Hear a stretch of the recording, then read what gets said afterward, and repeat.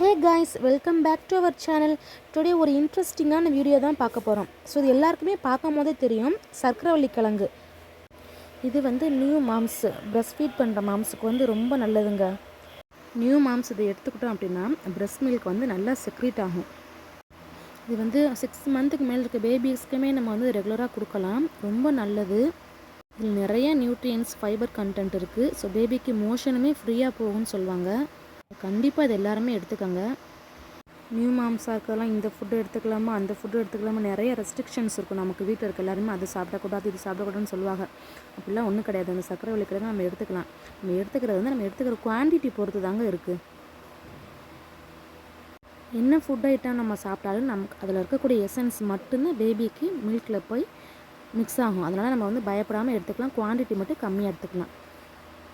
இது இட்லி பாத்திரத்தில் ஸ்டீமிங் பண்ணி சாப்பிட்றதாங்க பெஸ்ட்டு. ஸோ இந்த மாதிரி மோர் வீடியோஸ் நியூ மாம்ஸ் பற்றியாக இருக்கட்டும், பேபிஸ் பற்றி எதுவாக இருந்தாலும் பார்க்கறதுக்கு நம்ம சேனலை சப்ஸ்கிரைப் பண்ணுங்கள். தேங்க்யூ ஃபார் வாட்சிங்.